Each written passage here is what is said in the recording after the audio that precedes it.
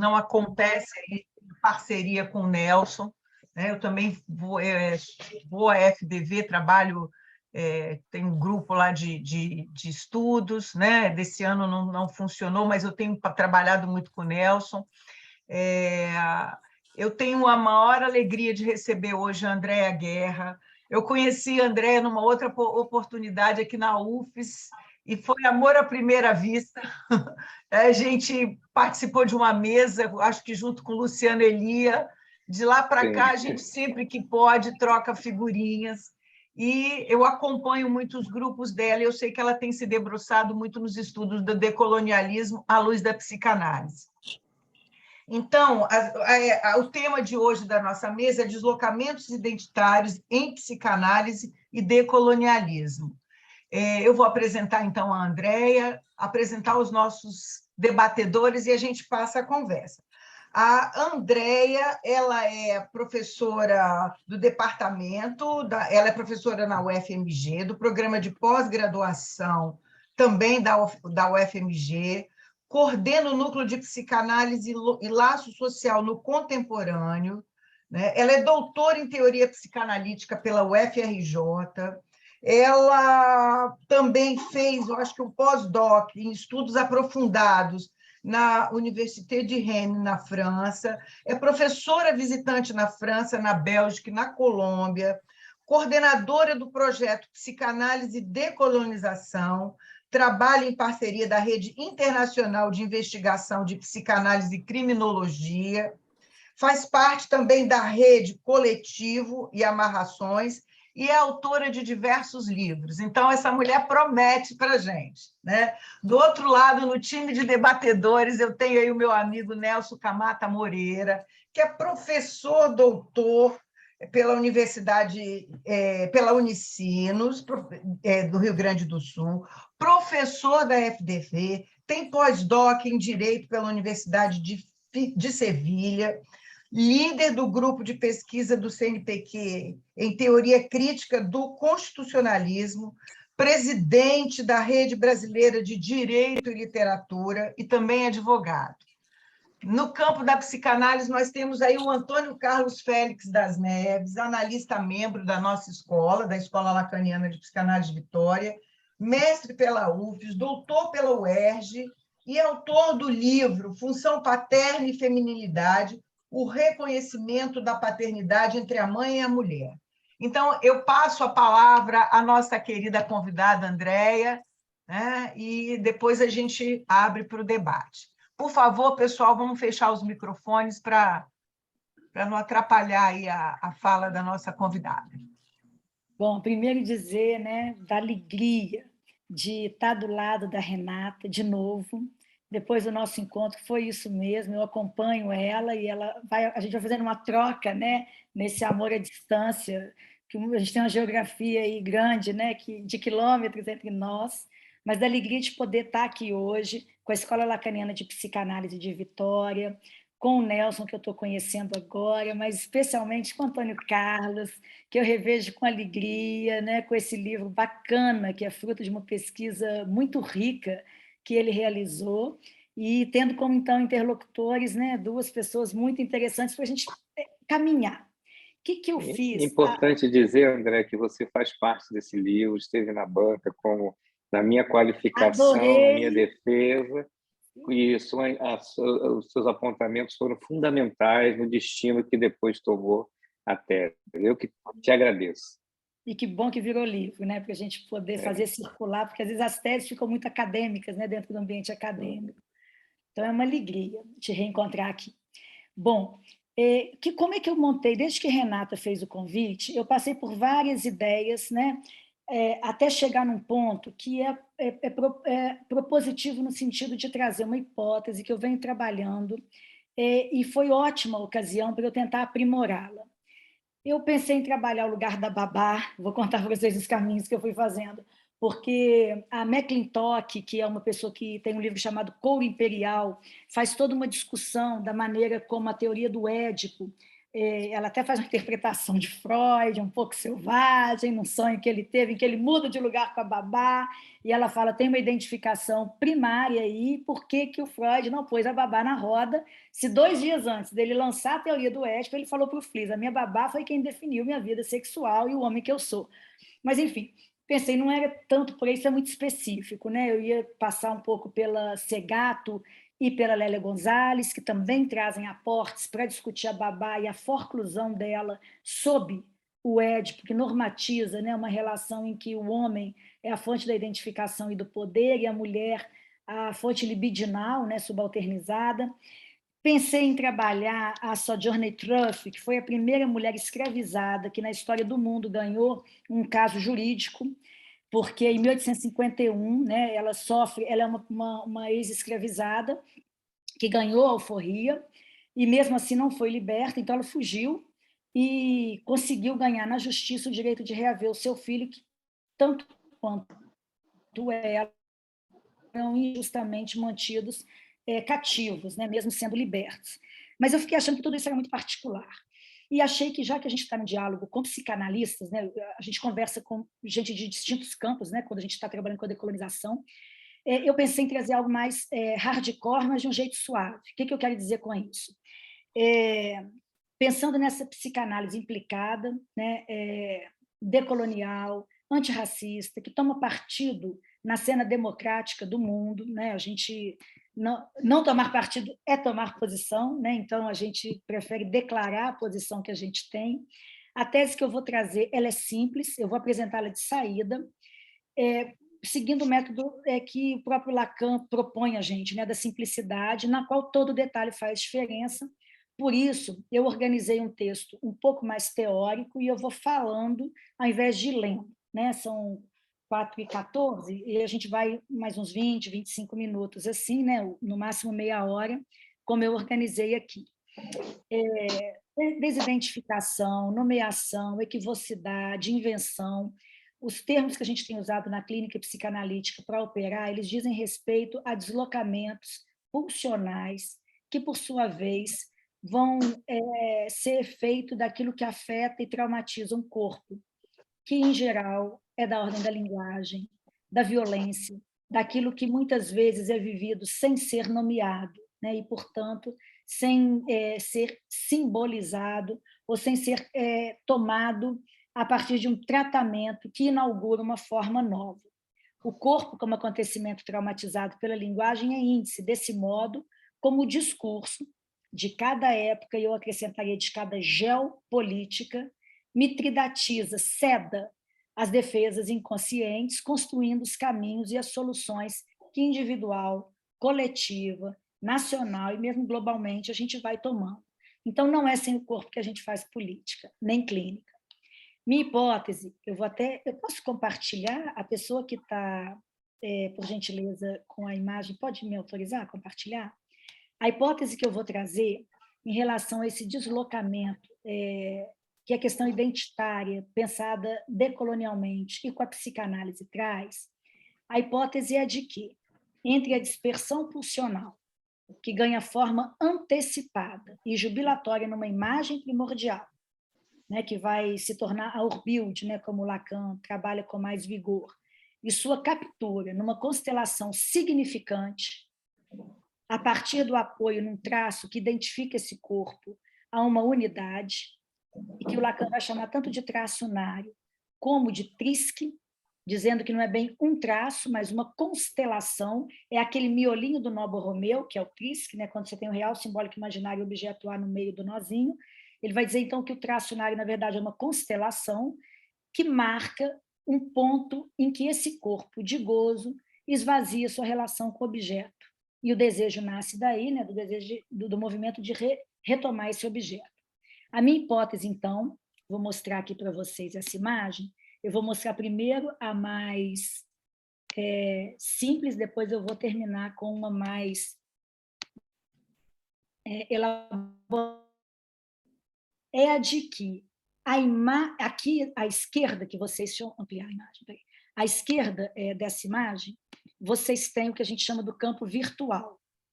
Esse aqui que está os 2 vasinhos. e do lado, o campo real, e do lado direito, o campo virtual.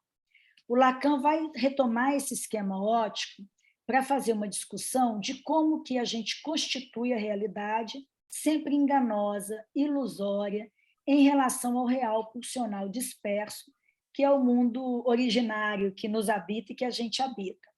A minha hipótese é que esse espelho plano aqui no meio, essa linha reta aqui, que é chamada de grande outro, ele tomou, desde a modernidade, a forma cis-heteronormativa da hegemonia branca, patriarcal, de um poder europeu desigual que impõe ou se impõe como ideal de eu, ou seja, como normatividade agenciada pelo supereu, desde dentro de cada um de nós, operando em relação a essa opressão que se torna interna.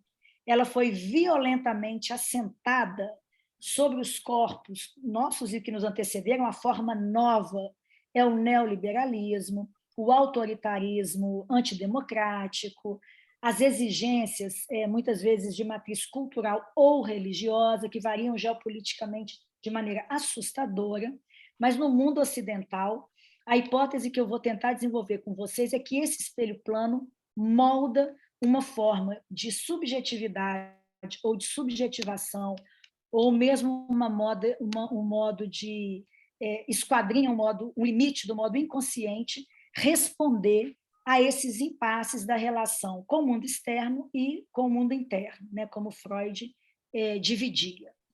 Isso quer dizer o quê? Que a gente se consolida, mulheres, negros, pobres, incapazes ou incapacitados, sob o império de uma projeção que encapsula o poder de significação da cadeia significante, então há um limite imposto aí, e que deforma nosso olhar, constituindo uma perspectiva que intervém no nível da pulsão escópica, então eu também estou falando de gozo e de satisfação, que constitui um enquadre que invisibiliza um campo inteiro. Aqui eu estou dialogando com Boaventura Santos, quando ele vai dizer que as linhas abissais que dividem o norte e o sul global, não exatamente no continente, né? Pode ser de um lado e do outro da rua, né? Se você mora num prédio chique e nos fundos tem uma favela, nós estamos falando de uma linha abissal aí, né? Que invisibiliza o lado de lá e que torna inumano, injusto, né? ou violento, né? E não legítimo como saber tudo aquilo que se produz do outro lado da linha. Então, eu estou tomando a ideia do espelho plano para dizer que ele invisibiliza um campo inteiro de poder e de conhecimento, ele desumaniza ou inumaniza, como Fanon coloca quando ele conta da experiência colonial, da luta que ele empreende na Argélia, mas especialmente da experiência que ele tem em Blida, no hospital psiquiátrico que ele dirigiu, né, onde ele recebia o torturador e o torturado, e isso trouxe a ele um olhar que mostrava o quanto que havia uma dor que valia e uma dor que não valia, como um corpo que valia e um corpo que não valia, que o Mbembe vai trabalhar como necropolítica, ou a Butler, né, como corpo abjeto, que são normatizados como fora desse campo da proteção, talvez até o Nelson, né, a gente pode conversar, inclusive jurisdicional. Essa é a hipótese de uma regulação de um modo hegemônico que cria a ilusão da verdade, da justiça e da humanidade sob o império dos semblantes da razão e da emancipação, da riqueza e do poder, violentamente mantidos sob fogo cruzado, morte, estupro, ocupação, e os nossos modos de ocupação e colonização no Brasil de exploração são diferentes, né, daqueles de assimilação, porque nos modos de exploração não interessa o resto. Opa, veio alguém com o fone ligado. Que serviço. Eu acho que é o Vinícius aí. Já desativei aqui. Então, nesse fogo cruzado, que às vezes a gente data lá do período, né, das grandes navegações, quando a Europa irrompe as Américas e mesmo o continente africano, mas que a gente sabe que continua hoje. O genocídio entre Tutsis e a guerra, né, em Ruanda, que aniquila um povo inteiro, entre Tutsis e Hutus no Congo, a faixa de Gaza e a questão palestina, a síndrome porto-riquenha, estudada pela Patrícia Guerovitch, dos soldados que adoecem ao ir lutar nos Estados Unidos, o conflito armado na Colômbia, as comunidades urbanas periféricas brasileiras e o genocídio da população jovem negra, feminicídio nos países colonizados como a Rússia, são geopoliticamente sua expressão. Então, isso está muito mais vivo do que a gente pode imaginar, e se há uma herança colonial, ela se reformulou, mas ela continua impondo-se a nós. Por outro lado, né, a Primavera Árabe, o movimento do passe livre, o Occupy Wall Street, o movimento canadense jurídico dos indígenas, são algumas das manifestações de resistência que do espelho partido, quebrado, faz do estilhaço arma e mostra a pluralidade de formas possíveis de coabitação no planeta, numa perspectiva contra ou decolonial. Esse modo colonial de poder, eu estou tomando o Quijano como base, ele implica na raça como elemento constituinte da hierarquia dos corpos, da legitimação do uso desigual do capital e da distribuição do acesso, aí eu já acrescento, né, normatizado do gozo, entre os corpos sexuados, que já é a Lugones que acrescenta essa discussão do gênero, porque no modo colonial de poder, o Quijano trabalha o poder, o saber e o ser. E a Lugones fala onde está a diferença de gênero e a subalternização da mulher, né? Então, ela convida a acrescentar esse quarto elemento numa lógica orientada pelo epistemicídio da diferença, pela exclusão de cosmologias inteiras de significação do mundo, pela eliminação sistemática e permanente nos últimos 5 séculos de dominação colonial de povos inteiros, pela subalternização e opressão da diferença sexual. Como o espelho aplana a diferença e força a transformação de todo o corpo na semelhança especular com esse ideal de eu branco e hegemônico, como nos mostrou, inclusive, nos anos 80, os estudos da Neuza Santos, né, no Brasil, e em nosso século, a Seshad Crooks, que é essa psicanalista da Índia, um ideal de homem com H forja uma espécie de crença numa única humanidade. O Fanon chama de duplo narcisismo, esse modo de operação. Toda diferença em relação a ela se torna primitivismo, selvageria, exotismo, excesso, incapacidade, pobreza, feiura, perigo, abjeção. Nasce o sentimento de inferioridade ou o complexo de dependência do colonizado que Manoni discute, que Fanon, em Pele Negra e Máscaras Brancas, critica e desconstrói. Com o sentimento de estar sempre em déficit, em atraso, somos colonizados internamente. Eu fiquei pensando, até mesmo na nossa formação em psicanálise, para trazer para mais perto da gente, né? Quem tem poder é quem vai à França, né? Quando a gente está na matriz lacaniana. A gente faz análise com os franceses, a gente volta empoderado e instituído de um certo semblante de quem tem algo que o pobre coitado latino-americano que não foi lá não tem. E isso, se a gente não fica atento, a gente perpetua. Como distribuímos poder e saber, né? Como distribuímos, como compartilhamos e distribuímos ou não as desigualdades de capital e de liberdade sexual. Como não concluir que essa opressão, que desde dentro via imposição superegóica, não acarretará sofrimento? Como negar que esse regime discursivo impossibilita significantes, acessibilidades e caminhos pulsionais? Como reduzir essa dimensão à estrutura e, por outro lado, como não incluir a dimensão inconsciente no plano da história, no plano da geopolítica? Como não ler as modalidades de gozo que se extraem da experiência colonial perpetuada contemporaneamente? Bom, para poder discutir isso, eu fiz o seguinte, eu tenho buscado entender como é que na obra do Lacan a ideia da imagem, da forma, do imaginário, das identificações, dos semblantes, foi constituindo um regime epistêmico, e aí eu vou trazer 5 pontos em que eu tento demonstrar essa hipótese, trazendo uma colaboração da psicanálise ao campo decolonial. Eu chamei de as armadilhas identitárias numa perspectiva psicanalítica.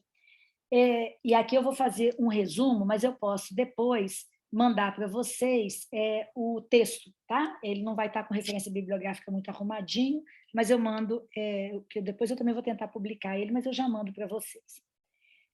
Então, eu tentei entender 5 armadilhas identitárias. Por quê?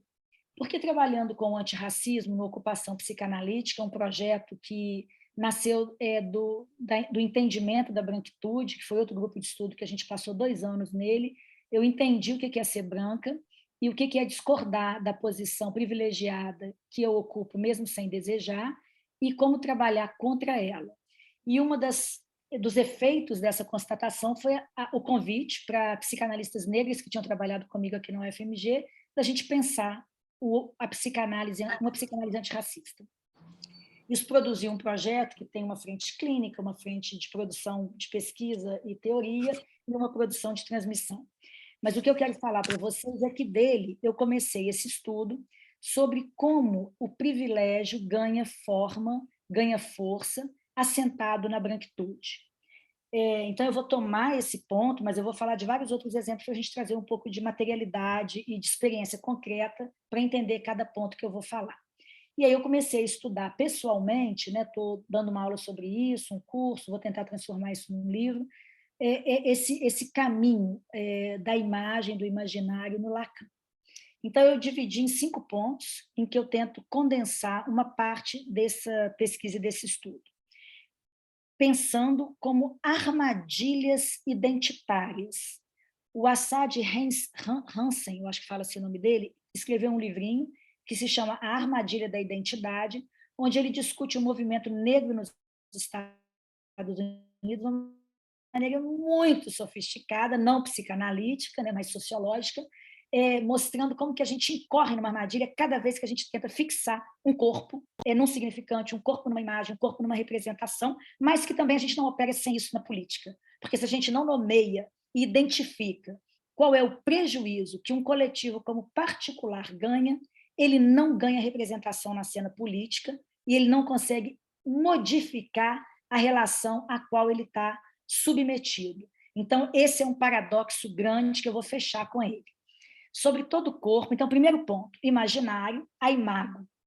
Sobre todo o corpo, deita-se o vazio de significação, condição de sua humanização e libidinização pela língua do gozo, que a gente chama de la língua, que permite a articulação da linguagem e da troca entre os sujeitos falantes, que o Lacan chama de falaceres. Essa primeira dispersão, ela precisa, então, de uma vestimenta para se humanizar e o contorno de uma imagem que unifica a experiência autoerótica e dispersa de satisfação e antecipa o júbilo dessa experiência de totalidade gestáltica, onde antes havia dispersão de prazer pelo corpo erógeno, é a nova ação psíquica, segundo Freud, que provoca o narcisismo. Então, a primeira assunção de uma imagem é uma imagem que dá ao corpo uma ilusão de unidade. Eu faço um pequeno desenvolvimento sobre a maneira como isso acontece, aqueles 3 tempos que é o sujeito estranhar a sua imagem, depois ele ficar entre reconhecer e não reconhecer-se no transitivismo, até que ele assume a imagem como sua e tem essa experiência jubilatória, Eu sou isso, Que é quando a gente tira 100 numa prova e faz o total, Não encontramos pacificação pulsional nessa imagem, entretanto, mas ela é a fonte originária de toda sorte de armadilha, de desvio. E aí eu fiquei pensando na maneira como uma voz dissonante dessa unidade pode ser chamada de esquizofrenia, pode ser chamada de mãe de santo, pode ser chamada de voz da natureza, e como que aí a gente já tem uma primeira armadilha identitária. Reduzir uma experiência de um pai de santo a uma experiência esquizofrênica é uma armadilha. Então, a gente começa a ter na imago, nisso que faz a ilusão da unidade, um tratamento daquilo que escapa à própria unidade. Segundo ponto, o simbólico e a orbilde, a primeira imagem que vai ter um anteparo simbólico. Essa imagem, então, originária, que eu falei que provoca esse júbilo, ela vai se transmutar em significante, pela via, em relação a outros significantes, antes mesmo que a aprendizagem da linguagem, diz o Lacan, seja elaborada no plano motor e no plano auditivo, e até no plano de que o sujeito compreenda o que lhe é dito. Já existe aí a simbolização. O que ele está falando? Do laço com o objeto primordial de satisfação que, perdido, introduz no mundo a existência do significante. A urbilde, essa imago primitiva, emerge, então, no limite da realidade, estou citando Lacan, entre a percepção e a imagem, capturando uma certa libido do sujeito. enganadora e ilusória, atravessada por aquilo que vai constituir posteriormente o campo da fantasia, dirige a cena do mundo e lança o sujeito como objeto, em relação já a uma alteridade a qual ele tenta se acoplar como objeto. Cito Lacan, o privilégio dessa experiência está em oferecer ao sujeito uma realidade virtual, irrealizada, captada como tal, a ser conquistada. Qualquer possibilidade que a realidade humana se construa passa literalmente por aí. Então, desse ponto aqui, o que eu pergunto, né, sobre todas essas possibilidades do imaginário, é como que esse movimento duplo, experiência de imagem de corpo, né, de um lado, e condição do sujeito advir na linguagem de outro, como que ela fissura aquela unidade originária e antecipa uma divisão sobre a qual qualquer elemento da linguagem, da performance, da imagem que traga pacificação a essa divisão pode colar para o sujeito como verdade. Aí a gente teria uma segunda armadilha identitária, nesse ponto central, em que a oferta significante e o acoplamento ao gozo a ela vão produzir um arranjo que, em resposta à regulação do gozo no mundo, né, racista, sexista, misógino, patriarcal, ou liberal, plural, né, e por aí vai, vão produzir esse posicionamento identitário como maneira de pacificar essa divisão originária. Terceiro ponto, o traçunário, ou essa experiência da cadeia significante por ele inaugurada, produzindo um campo de sentido, ou, como a gente entende em psicanálise, um campo de significação. A noção de traçunário implica a consideração de uma operação em que o sujeito se situa em relação a um da linguagem. Agora a gente está trabalhando que essa marca, ou essa primeira esquise, que faz com que o sujeito se distingua do signo em relação ao qual, de começo, ele pode se constituir, produz uma primeira relação de construção de significação. Então, sobre o Urbild, ele vai se diferenciar e, desse ponto que se abre, produzir, por efeito da cadeia significante, o deslize que produz a significação. Andréia, desculpa, só para fazer um apanhado, porque você está trazendo coisas valiosíssimas da constituição da imagem, a constituição do psiquismo do humano.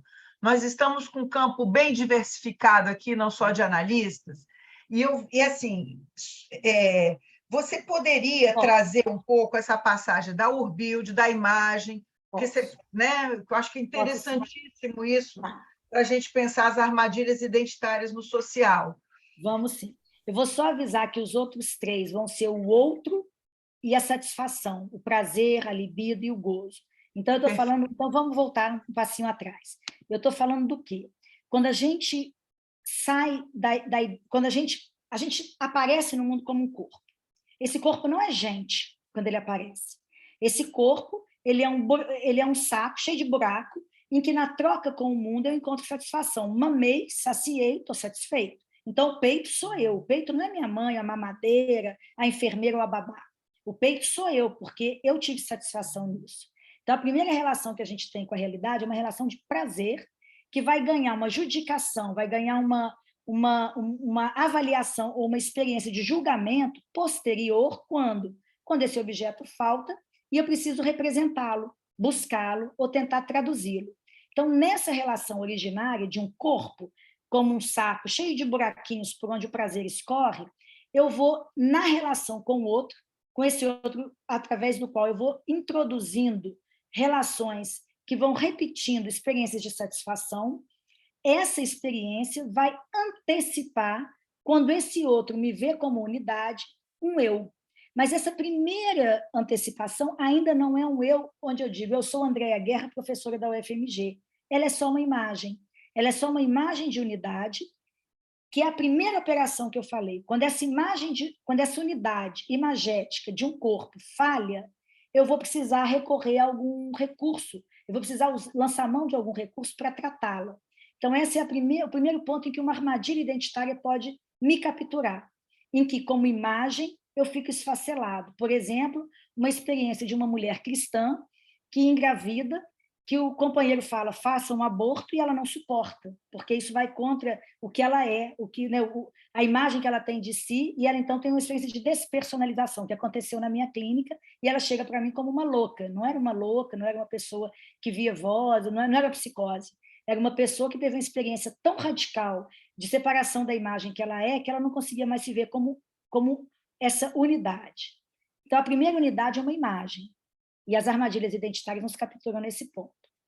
A segunda forma que essa imagem ganha é uma que a gente chama, com o termo que o Freud dá, alemão, Urbild, é uma imagem que, entre a percepção e a imagem, ela funda uma expressão simbólica, que é uma espécie de uma armadura que dá a esse corpo um anteparo que já é o esboço de linguagem, já é o ponto em que o sujeito se separa do outro, em que falta o seio que lhe dá a comida, por exemplo, e ele entende que aquilo é um objeto que está no mundo.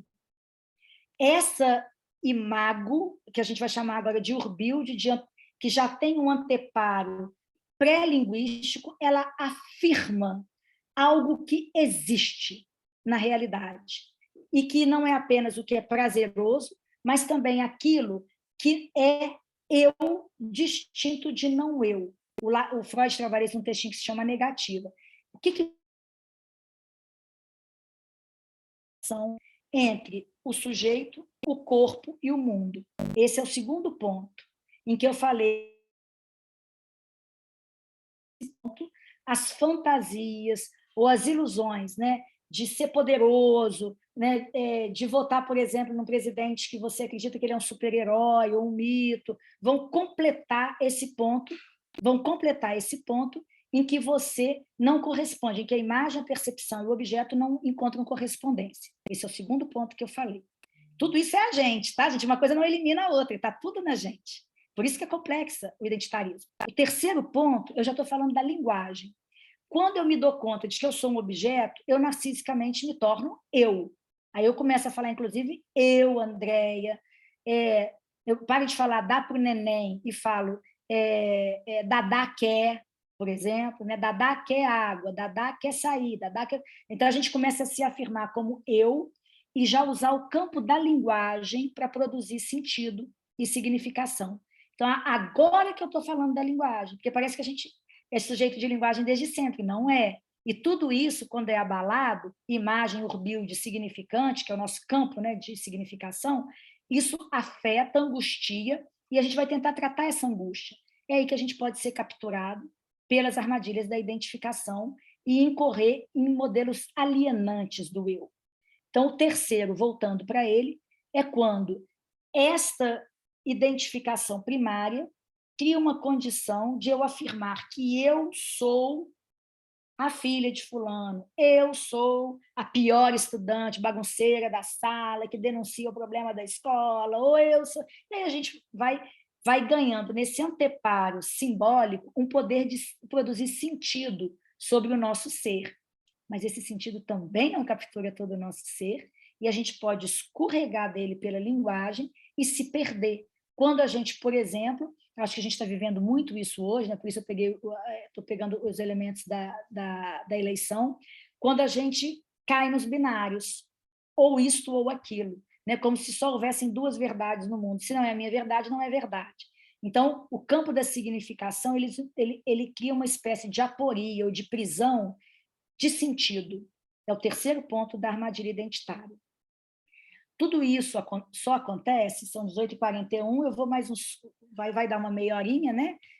Mas vai dar tranquilo para a gente concluir. O quarto ponto é o seguinte: como que essa projeção do corpo no mundo se articula? Por um espaço de uma anterioridade que desenha o que é o mundo. Quando cada um de nós vem ao mundo, né, e a gente vê isso nas diferenças de gerações, vocês já devem ter ouvido falar, existe a geração boomer, não sei, a geração X, a geração Y, a geração aquilo outro. A gente está dizendo que existe um campo de anterioridade que recebe a gente num universo distinto. Quem nasce no pré-guerra, quem nasce antes, né, do golpe de 64, quem viveu a ditadura, quem já nasceu no país democrático, quem nasceu no mundo virtualizado. Essa anterioridade simbólica, ela antecede toda a experiência nossa de mundo, ao mesmo tempo que ela se imiscui na gente para a gente construir o que a gente é. Esse campo de trocas entre eu e o outro, ele é configurado por essa tela. Então, quando eu me relaciono, né, com cada um de vocês aqui, existe uma tela entre nós dois que configura um ponto discursivo que organiza o que a gente vai falar, o que a gente não vai falar. Né? Eu não vou conversar com vocês igual eu converso no boteco com meus amigos, né? Então eu vou ter toda uma semântica, até um modo de eu me vestir, né? De eu me apresentar. Então esse plano constrangedor da realidade, ele é inevitável. Ele é o plano em que a lei simbólica se articula, ele é o plano em que o campo de pertencimento do corpo vai se organizar autorizando uma satisfação e proibindo outra. Então, a gente chama de outro essa configuração que, na radicalidade, o que é mais estranho a gente é o próprio corpo, porque a gente mora num corpo que a gente não manda nele, né? Ele deseja quem não deve desejar, ele tem satisfação com coisas absurdas que envergonham a gente. A maior alteridade que a gente tem é o corpo, mas eu estou falando agora desse campo de anteparo sobre o qual eu encontro a legislação do meu ser, porque eu estou no mundo, eu estou no laço social, no discurso ou no pacto civilizatório. Neste campo é que eu acho que há uma matriz radical que constrange a gente de uma maneira opressiva e adoecedora, e aí o exemplo que eu vou tomar é o neoliberalismo, me transformando na melhor produção de mim mesma. Eu sou obrigada desde dentro, porque é eu mesma que me obrigo a produzir, no meu caso, professora, publicar, fazer eventos, participar de bancas, dizer sim, sim, sim, a tudo isso que vai engordar meu currículo Lattes, ponto, por exemplo. Né? Então, eu tenho um outro, que é o CNPq e a CAPES, quando eu sou professora universitária, a quem eu respondo. Então, essa configuração, ela tem uma marca neoliberal, que é de exigir a minha produtividade e eu me garantir como a melhor empresa de mim mesma. Claro que com competição, né, com muito desperdício, com muita desigualdade. Esse é o quarto ponto. E, por último, é o ponto em que o meu corpo goza. O ponto em que o meu corpo encontra vias de satisfação, ele não está na razão, ele não está na linguagem, ele não está na imagem, nem na orbilde, e está em todos esses lugares, mas ele obedece a uma lei tirânica, a um movimento que eu não controlo, que é de encontrar em objetos absurdos modos de satisfação estranhíssimos. E aí eu tenho que me virar com isto. Né? Os exemplos podem ser variados, mas acho que os mais tristes que a gente está vivendo hoje talvez sejam os da violência racial e violência de gênero. Né? A gente pode pegar exemplos engraçados, mas eu acho que vale a pena a gente pegar exemplos políticos e sérios também, né? Que é o de um certo sadismo, por exemplo, que na misoginia faz com que a angústia do homem diante de uma mulher que se apresenta como poderosa e reduz ele a um sentimento de inferioridade, se liga a uma repulsa, que é um afeto infantil que ficou colado nele, no laço dele com a mulher, e aí essa angústia, junto com a repulsa, faz ele acreditar que ele pode fazer qualquer coisa com esse objeto deletério, esse objeto, esse lixo, né, que a mulher se reduz para um homem misógino. Então, esse é um dos exemplos em que a pulsão, que é uma pulsão sádica, né, orientada pela misoginia, pode entender que um homem tem direito de bater numa mulher, bater nos transeuntes que estão tentando separá-lo de uma mulher, essa é a última cena que eu testemunhei, jogar essa mulher dentro do carro, bater com o carro e ainda sair do carro batido e continuar chutando e pisando na cabeça dessa mulher, né, que está gravemente internada. Então, esse é um exemplo de como a pulsão não é regulada nem pela razão, nem pelo discurso, nem pela imagem, nem pela... O gozo ultrapassa qualquer capacidade que o mundo tenha de regulação. Por isso, a gente tem que criar pactos e modos de se articular. Para concluir, eu volto na imagem. Então, esses 5 pontos de armadilha, que depois a gente pode conversar mais sobre eles, tá? Para os pontos que ficaram pouco elaborados para vocês. Então, só para concluir, acho que ainda tinha muito texto, peraí. Pronto. Para concluir, eu queria pegar essa imagem para dizer, então, da volta, né, que eu gostaria de dar para encerrar, que é o quê? tudo isso que a gente põe, imagem, urbilte, significante, outro, né, para tratar o gozo, vem do fato da gente não ser da gente não ser eu, da gente não ser o que a gente é, mas da gente ser fruto de uma experiência de dar conta dessa experiência de mundo e de corpo que não tem muito sentido, no fundo, no fundo. Então, a gente cria esses recursos para viver junto, para viver bem, para encontrar prazer, satisfação, respeitando o campo, né, o limite do outro, e por isso a gente é constituído como -1. A gente é constituído a partir do ponto em que essa primeira experiência de satisfação a gente perdeu e a gente quis recuperar ela a todo custo. Por isso que a gente usa todos esses recursos e por isso a gente pode virar manobra por esse ponto de alienação em que a gente é capturado pela satisfação que a gente tem, acreditando em qualquer coisa que nos venda. Isso alivia, isso pacifica, e por isso, às vezes, a gente fica numa posição alienada.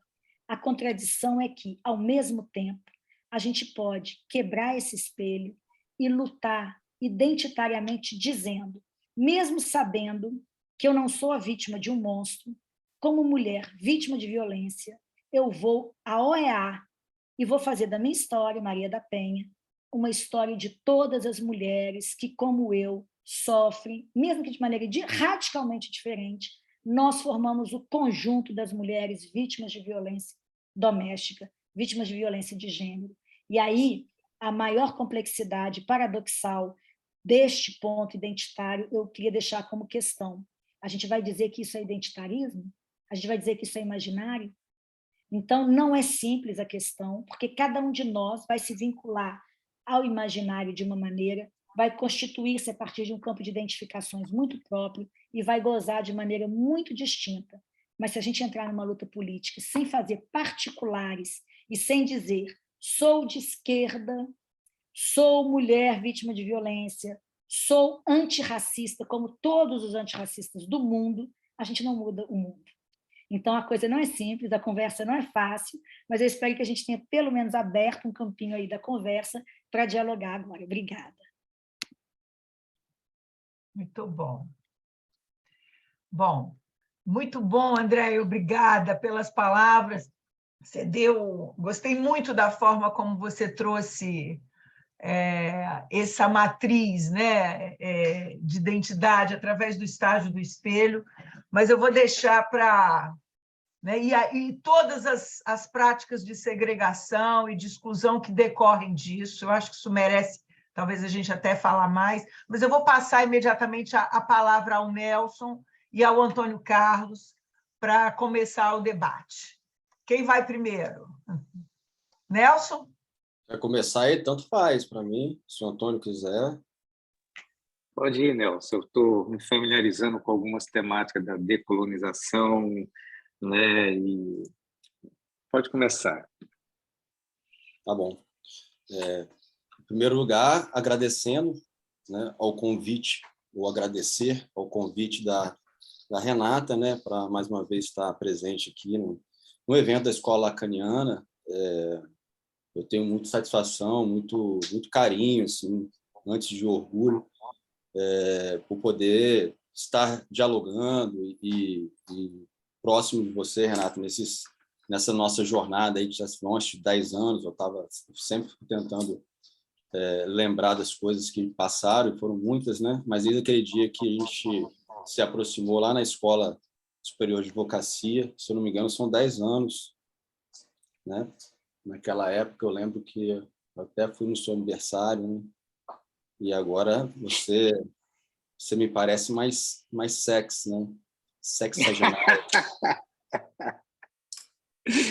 Em breve a gente vai comemorar aí nos próximos dias. Vamos ver. Mas, assim, nesse ambiente, assim, que é sempre legal... Você já vai entregando a minha idade, assim, que coisa feia. Vamos... Pois é.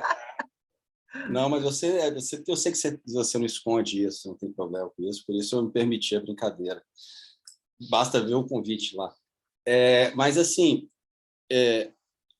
foi um prazer imenso também poder ouvir aqui a Andréia, conhecê-la, né, naqueles minutos iniciais, e ouvir assim, a articulação que ela faz né, de um ponto que a gente vem trabalhando também nas nossas pesquisas, né, com várias questões ou com outras questões aí com a psicanálise, nós com o direito. Então, assim, eu vejo aqui a Luciana Pimenta também, que é uma amiga aí de BH, companheira de vários outros lugares, outras caminhadas, né? E sinto-se todos cumprimentados e abraçados. Mas eu vou me permitir, Renata, fazer o seguinte, até uma coisa que eu acho que eu não tinha feito ainda, mesmo na condição de debatedora e de comentarista, eu estava pensando, tentando imaginar o que poderia vir de decolonialismo, dessas fontes. Eu acho que eu estou aqui para isso, né, para tentar falar um pouco de decolonialismo do direito, porque psicanálise eu estou engatinhando aí, né, conhecendo, enfim, mesmo estando próximo nesses anos todos, mas a gente tá nos primeiros passos. A Renata ajuda muito nisso. Então, sabe o que eu fiz? Eu fiz o seguinte: eu fui num texto que eu escrevi recentemente, lá com um aluno do doutorado, que eu convenci de falar numa perspectiva mais teórica, introdutória sobre a questão. E porque eu sempre senti essa necessidade de uma colocação, assim, de um acordo semântico, né, sobre o tema, até porque decolonialismo não é uma expressão do direito, o direito longe disso. Ele é uma proposta, vamos dizer assim, na ausência de uma palavra melhor, uma proposta que nós empregamos no direito também, ou pretendemos olhar o direito a partir de uma outra racionalidade. É aí que eu acho muito legal a sua proposta, André, porque é uma ruptura também com a própria psicanálise, né? Que está fincada num modelo de racionalidade moderna, né? E que sugere uma leitura do mundo a partir dela. E eu falo isso com todo o respeito e admiração que eu já tinha pela teoria freudiana, assim, quando eu tentava ler o Freud como um filósofo, né? E sem ter uma aproximação maior com a escola de psicanálise, né, de matriz lacaniana, freudiana.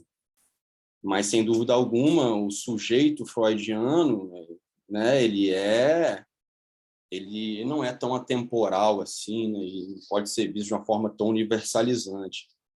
E aí, por que eu estou falando isso? Porque essa é uma crítica que tem hora que eu faço que a amizade permite isso de uma forma muito implicante com a Renata, mas tem hora que essa implicância está ali trazendo consigo uma crítica, mesmo que eu... Enfim, é uma maneira que eu vejo, né? Assim, a psicanálise fechada demais na preocupação de um sujeito supostamente abstrato que pode ser acoplado em seres humanos que você tem contato, que você tem a sua escuta, enfim. Então, basta ver que muitos psicanalistas, acho que vocês podem falar melhor que eu, não conhecem Frantz Fanon, né? Então, isso eu já não preciso falar mais nada. Exato. Conhece muito Lacan, todos os seminários, enfim, os intérpretes de Lacan, os grandes lacanianos vivos, as origens em Freud, o diálogo com Platão, né? A aproximação com Nietzsche. Olha que eu não saí ainda do modelo grego, né, europeu, não saí dele nos meus exemplos. E aí, você conhece Fanon? Não. É estranho. Porque nós, do ponto de vista enquanto sujeitos, eu ousaria dizer, nós somos muito mais Fanon do que Freud, né? Eu me vejo muito mais em Fanon do que em Lacan, né? Então, essa é a questão identitária, uma questão de identificação, melhor dizendo, que é materializada não no amor pela biografia de um sujeito que viveu tão pouco tempo com Frantz Fanon, mas pelo olhar que ele traz, a leitura que ele faz, as denúncias que ele apresenta, né, e a inquietação de um sujeito que sofre de uma forma, não sei se é difícil medir sofrimento, não é maior nem menor, mas diferente diante do mundo, né? Sem dúvida alguma, um sujeito de Martinica, negro, estudando psicanálise na França, não foi tratado como, né, um francês do modelo lá de Declaração de Direitos Humanos de 1789. Então, isso sempre me incomodou demais e continua me incomodando, e que bom que é assim, porque alimenta pesquisas. Então, nessa perspectiva, olha só, tem um texto maior que a gente já encaminhou para a revista, depois a gente pode, enfim, se quiser dialogar mais sobre ele também, não sei em que medida ele vai interessar tanto, né, que é um texto intitulado Constitucionalismo Crítico na América Latina, 2 pontos, decolonialidade, repolitização do conflito e pluralismo jurídico. Né? É um texto de 27 páginas, mas que logo depois da introdução, eu e esse meu amigo orientando o doutorado, com o autor, que eu tenho que dar o título, o crédito também, o Wagner, a gente coloca o seguinte tópico, que é o que eu chamo agora para vocês de acordo semântico, e me desculpe estar fazendo uma intervenção, mas é para situar talvez as provocações que eu posso apresentar, tá, Andréia e Renata, já que você, nos bastidores, me fez a pergunta mais legal, né, até agora, que é como é que você vê o decolonialismo do direito? É aquela pergunta, né, que você gostaria, se tivesse numa entrevista, de ouvir, né? Deixa eu falar como que a gente aproxima isso. Então, vamos lá, as expressões pós-colonial, descolonização e decolonial apresentam cada vez mais comuns no léxico de uma reflexão que se poderia denominar crítica. Daí nosso interesse também na teoria crítico-constitucionalismo, em especial na América Latina. Apesar de nem sempre convergentes, ou com limites semânticos suficientemente estabelecidos, apontam para um pensamento que, em linhas gerais, confronta as consequências sociais, políticas, axiológicas e epistemológicas da modernidade eurocentrada a partir e por meio do processo de colonização orientado por uma visão racional universalista. Aqui só uma observação óbvia, que é o seguinte, né, de se desenvolver numa margem do capitalismo, na franja, numa suposta modernidade, é diferente de se desenvolver ou de se constituir dentro, né, na Europa e no próprio Estados Unidos. A possível delimitação conceitual, no entanto, longe de uma perspectiva omnicompreensiva de exaurir suas múltiplas dimensões, opera mais no sentido de formular os contornos de uma proposta teórica e crítica de análise e de enfrentamento das assimetrias decorrentes essa palavra assim é de ouro, né, dentro dessa pesquisa, subalternização econômica, política, social e jurídica, etc., imposta aos povos da periferia global no sistema mundo capitalista. Revela ainda metodologicamente o escopo de orientar tal análise e enfrentamento através de categorias propensas a suplantar a unidimensionalidade do ego código, de modo a cooperar com a abertura de fissuras na racionalidade individual cartesiana, a fim de permitir a emergência da diversidade epistêmica do mundo, o que nós chamamos de uma interculturalidade. Isso, para nós, quem não é do direito aqui, quem é como a Luciana, né, no direito constitucional é muito caro, né, é muito importante, né, essa ideia de uma ruptura com o modelo hipotético fundamental, uma forma única de se pensar a Constituição e o direito a partir dela. Né? O denominado pensamento pós-colonial revela uma situação que permaneceria ou seria principalmente herdeira da situação colonial no sentido cronológico da expressão. E, de outro lado, o que é pós-colonial seria uma análise que consegue ir além das heranças epistemológicas coloniais, independentemente do momento analisado, pré-colonial, colonial, pós-colonial. A crítica pós-colonial busca reverter as consequências do eurocentrismo verificado na trajetória do Ocidente e que se apropriou, né, do outro, o outro aí com O maiúsculo, com letra maiúscula, e o dissolveu em sua própria história por meio de uma metanarrativa. O movimento pós-colonial emergiu de maneira mais vigorosa com a publicação do Orientalismo, o Oriente como Invenção do Ocidente, de Eduardo Said, né, de 78, e as pesquisas realizadas, como a gente estava conversando aqui, André, na Índia, pelo grupo de estudos subalternos, estimulados a partir das análises da historiografia sul-asiática, né, especialmente com a problematização do outro marginalizado e a crítica ao eurocentrismo. Aí tem obras como O Local da Cultura, Pode Subalterno Falar, Provincializar a Europa, Pensamento Pós-Colonial, Diferença na História, para citar alguns textos aqui de alguns autores. No entanto, historicamente, é possível verificar que os aportes teóricos do tunisiano Albert Memmi, Retrato do Colonizado, precedido de Retrato do Colonizador, e dos martinicanos Aimé Césaire, Discurso sobre o Colonialismo, e Frantz Fanon, Pele Negra e Máscaras Brancas, além de Condenados da Terra, né, podem ser considerados contribuições seminais para o pensamento pós-colonial, porque refletiam, né, ou refletiram justamente sobre a relação colonial, seus impactos e consequências na vida, e subjetividade dos povos colonizados, o que, inclusive, serviu de lastro para a luta anticolonial no século XX. Eu posso avançar mais um pouquinho só nessa leitura desse raciocínio? Tá? Se eu estiver falando mais, você me avisa que eu já concluo. Mas só pode e vai concluindo, né? Tá, vai lá. Claro. Tá. Eu vou adiantar um pouco aqui para pegar uma parte que interessa mais. Tá bom. Vou saltar aqui. A noção de colonialidade, tá? Colonialidade desenvolvida pelo sociólogo Aníbal Quijano, que a Andréa citou aqui, é categoria fundamental para o pensamento decolonial, né? Que se insere nessa onda de reflexões pós-coloniais.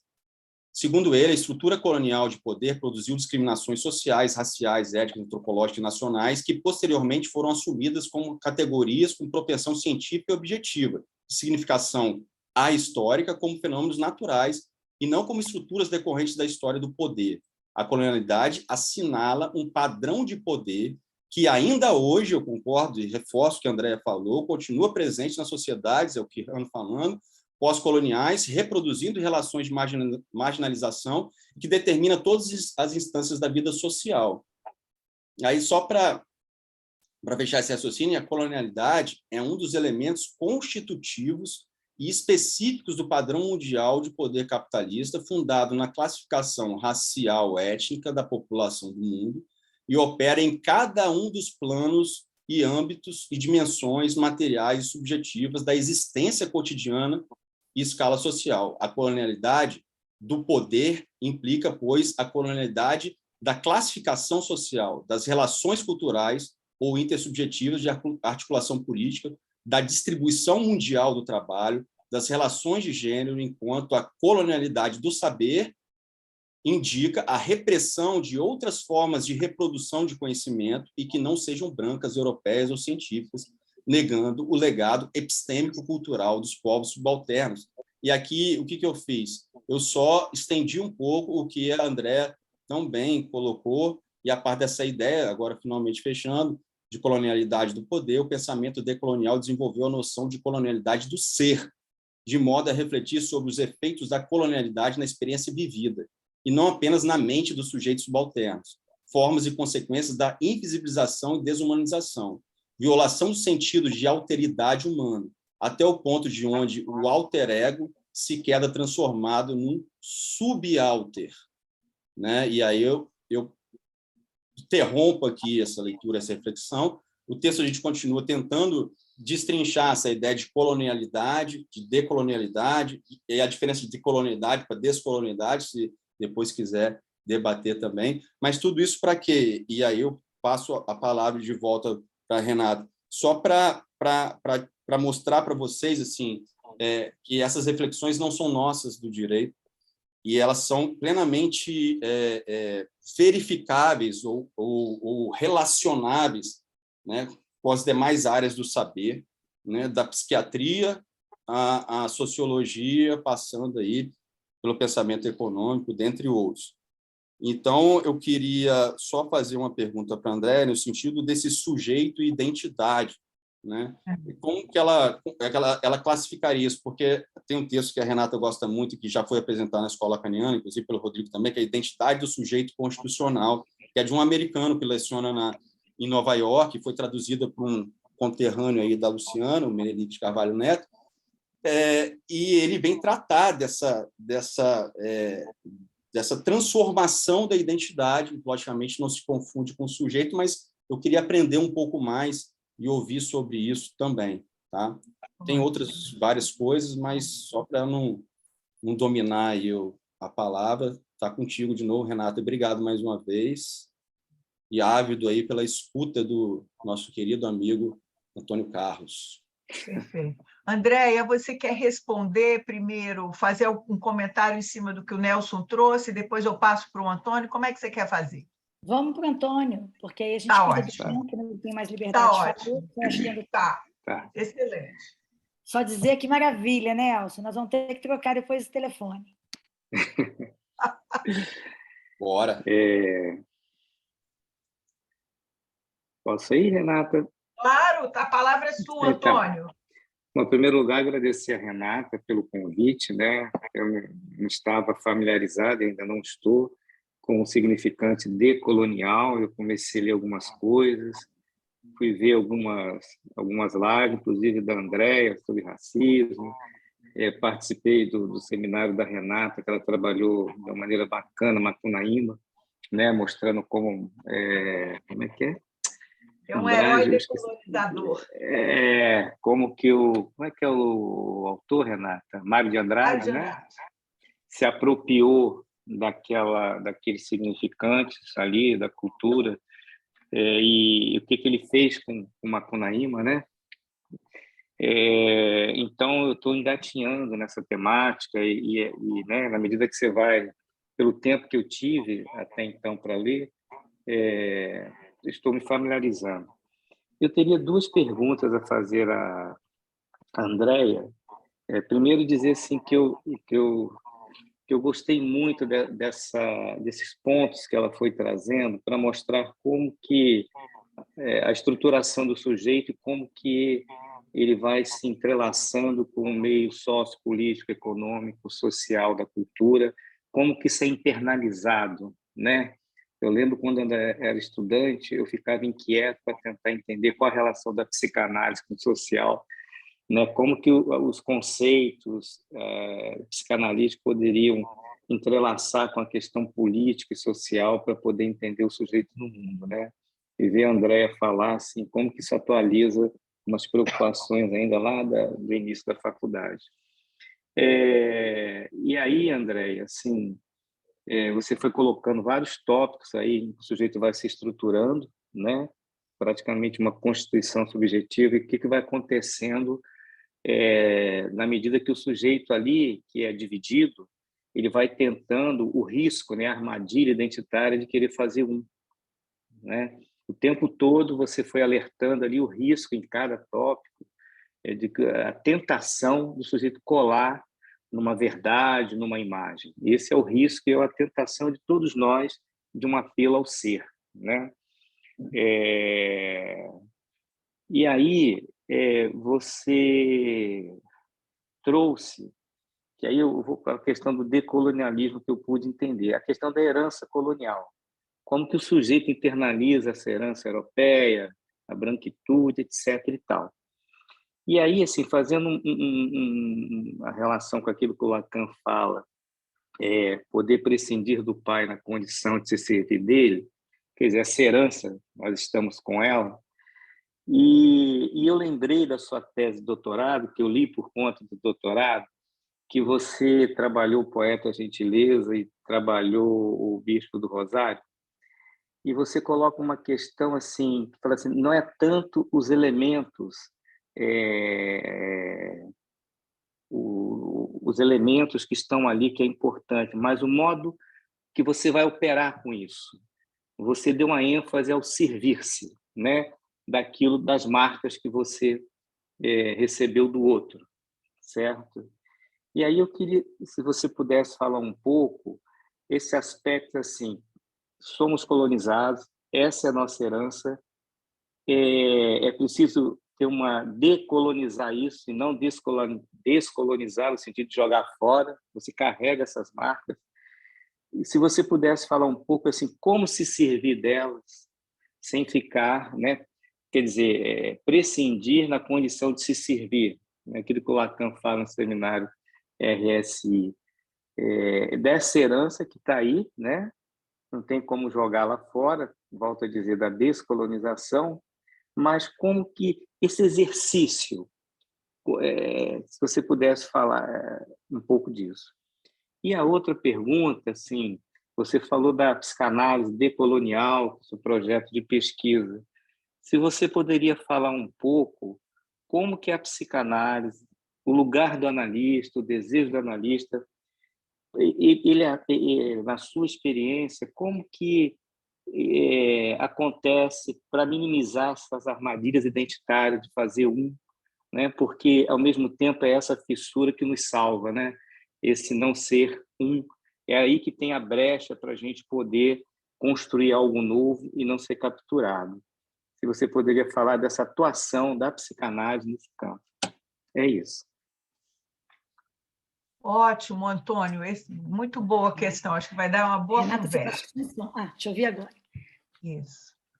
Não, muito boa a questão do Antônio, assim como a do Nelson. Então, Andréia, vamos lá. Pronto. Pergunta do século, hein? Brincadeira, hein, Antônio? Antônio Carlos. Vamos lá. Mas só antes de conversar com vocês, vou falar que acho que você vai adorar, Renata, esse livrinho da Lúcia Sá, que se chama Literaturas da Floresta, Textos Amazônicos e Cultura Latino-Americana. Ela conta, tintim por tintim, quem era Macunaíma na terra indígena. Ele é um mito de uma população do Baixo Xingu ou Alto Xingu, não me lembro agora, porque eu não tenho, né, intimidade com a leitura e com o trabalho com os indígenas, mas de uma região e que entender essa mitologia dentro desse contexto ajuda muito a gente a pensar os assuntos, né, e os temas que a gente está conversando agora. Então, já que você está imersa aí, bora, né, compartilhar também bibliografia. Vou começar, então, Nelson, com a sua pergunta, que eu acho que ela vai, inclusive, fazer o laço, né, com a última pergunta do Antônio Carlos. Para a psicanálise, eu entendo essa sua... como é que a gente vai falar isso? Esse cansaço, né, que às vezes o psicanalista produz, essa má vontade que às vezes a psicanálise produz, porque existe uma discussão da estrutura que, né, você também, né, conhece o pensamento marxista, obviamente, né, e toda a discussão estruturalista, né, que ali desde os anos 40 inundou, e teve um efeito positivo, né, de uma certa forma, de desconstruir uma certa hegemonia discursiva e epistêmica na Europa, mas que deixa a psicanálise numa certa encruzilhada.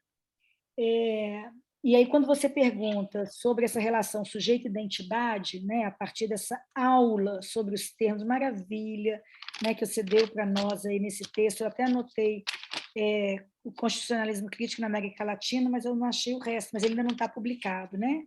Então, depois a gente, né, se puder trocar e o texto, eu gostaria. Mas o que eu fiquei pensando quando você fez a pergunta e chegou a esse ponto sujeito-identidade, que relação pensar aí? Eu acho que tem algo que é caro ao psicanalista e que significa pensar a estrutura. O sujeito, dentro de uma perspectiva estrutural, é efeito, né, de um arranjo entre elementos dentro de relações em que a ocupação das funções desses elementos variáveis vai produzir um resultado. É fechado? É. O que eu tenho pensado? Para chegar na sua resposta, eu estou fazendo então uma digressão epistemológica, né? A estrutura, ela dá uma chave de leitura que ajuda a gente a ler o mundo, ler o sujeito, e até ler essas questões que a identidade ou a identificação, para nós, né, o conceito de identificação produz. Mas a gente esqueceu que a estrutura está no mundo. Né? No movimento de maio de 68, quando Lacan vai falar da estrutura dos discursos e tentar fazer uma certa teoria social, muito bem sucedida, inclusive, os estudantes, eles falam, mas eles respondem a ele, né, picham na parede, não só para ele, mas para todos os estruturalistas, o problema é que as estruturas não vão às ruas. Eu acho que o movimento decolonial que a gente tem feito é de levar a rua para dentro da estrutura, não exatamente a estrutura para a rua, né, mas a rua para dentro da estrutura. Um corpo é geopoliticamente determinado, ele está numa hierarquia do mundo, e se eu fosse, né, a funcionária doméstica da casa, eu não estaria sentada aqui, porque eu seria herdeira de um processo de escravização, teria um corpo negro que foi subalternizado, foi vilipendiado, foi empobrecido, foi privado de acessibilidades, né, e construções que não me permitiriam estar aqui, né? Isso está na estrutura.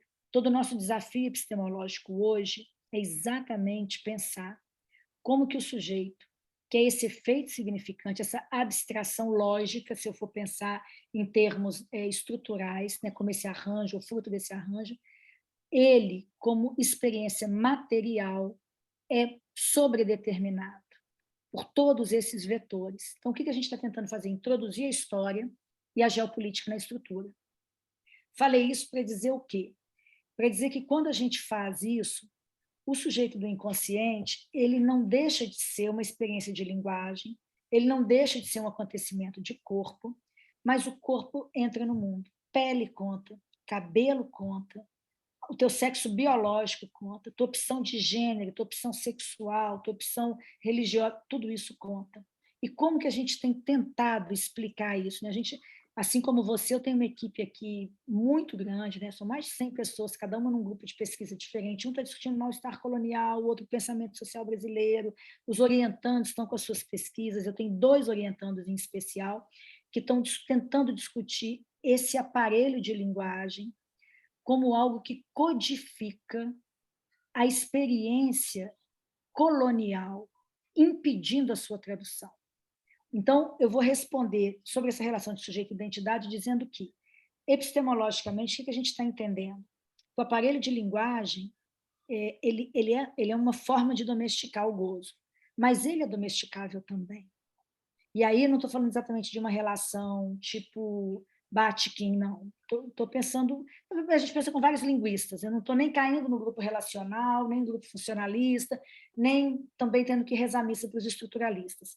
A gente está tentando entender, de fato, como que aparece hoje, aí eu vou dar um exemplo, amor só de mãe, tatuado num adolescente, em geral, negro, das periferias urbanas, quando essa expressão ela é do higienismo da década de 30, quando a passagem da mulher negra para depois que, né, da escrava negra, que alforriada se torna ama de leite, depois ama seca e depois babá, passa a sofrer uma certa interdição quando ela vai começar a ganhar dinheiro, como babá e funcionária, né?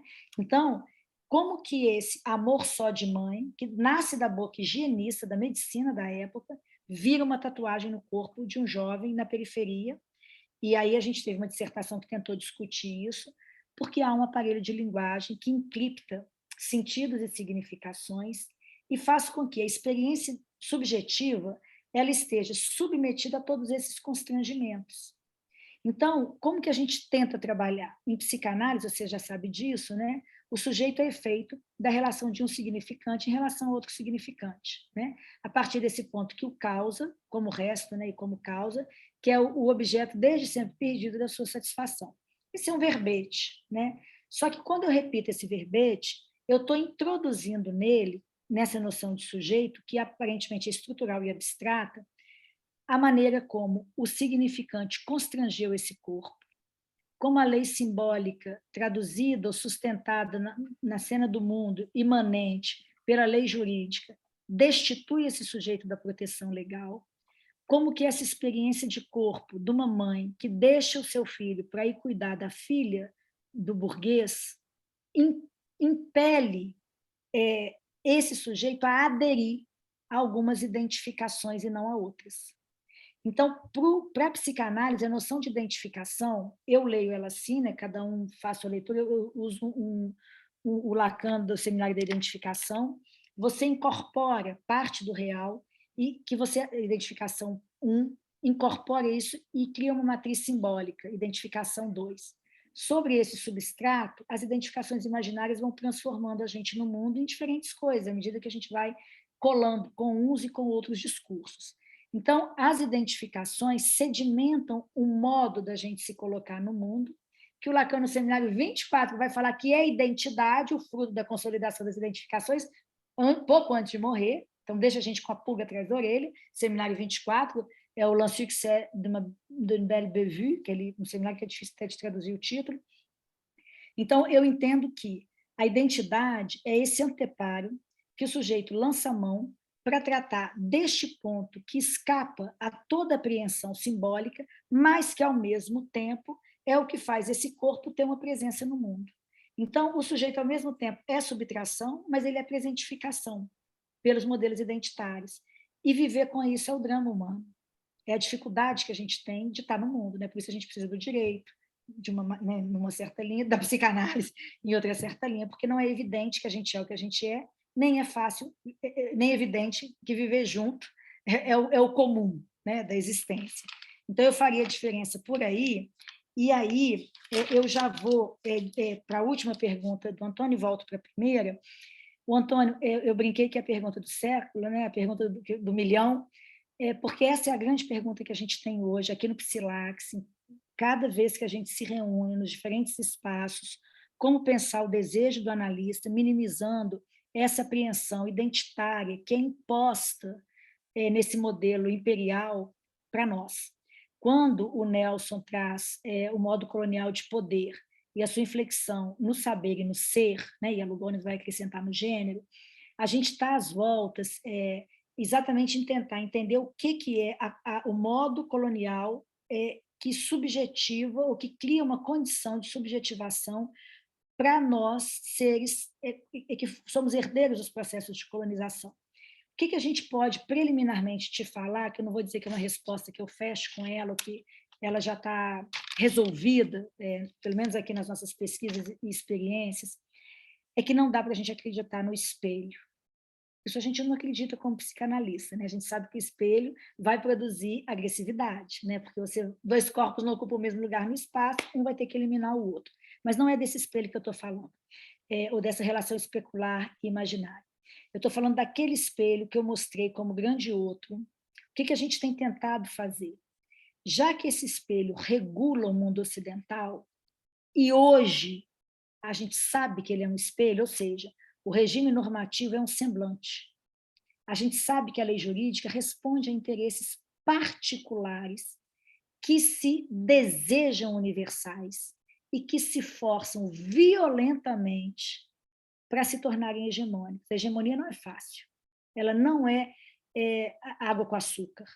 Os modos de resistência são seculares, dos modos quilombolas, né, que a gente inventou no Brasil, aos modelos de defesa indígenas, a Cusican, que trabalha outros modelos imagéticos de proteção, né, e de resistência e de denúncia. Está traduzido em português agora um dos livrinhos dela, ela é boliviana, uma professora da sociologia muito interessante.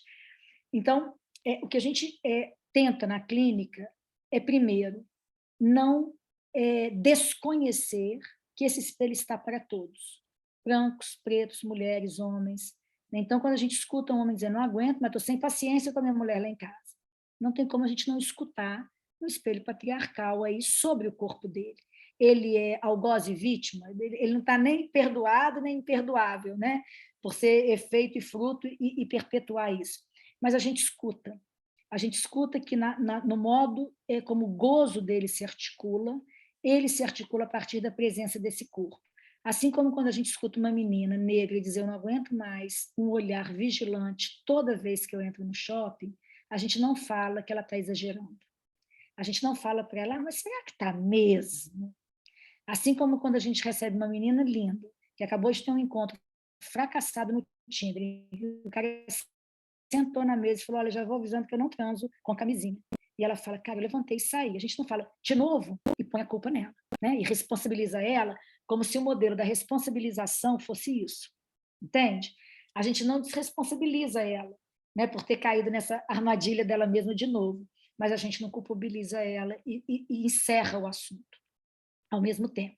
Então, eu diria que o primeiro ponto é reconhecer esse espelho como determinante das respostas inconscientes que a gente dá, e um segundo, que é pensar o cálculo de como operar com isso, na medida em que, se você pegar o esquema óptico do Lacan, ou a teoria da identificação, né, as 3 fontes de identificação, Freud e o próprio seminário da identificação, a gente tenta localizar o que é aparato simbólico nesse corpo e na experiência subjetiva dessas pessoas que estão com a gente, seja nas experiências coletivas, seja nas experiências singulares, né? Então, eu vou trazer um exemplo aqui para mostrar como que a gente tenta fazer isso operar num plano em que a gente tenta localizar a estrutura e a imanência, vamos dizer assim, a transcendência e a imanência, ou a estrutura e a permanência, que é a experiência que a gente teve num quilombo. A gente encerrou segunda-feira agora, ainda já vai voltar lá mais uma vez, uma experiência em que a ocupação psicanalítica de Minas, ele é um programa interestadual, é chamado para tratar uma pessoa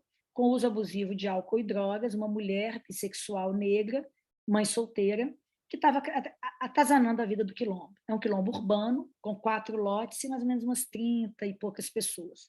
E essa pessoa está no lote que tem mais casas, e numa casa que fica em cima da casa da matriarca, enfim, um lugar bem estratégico para ela causar confusão.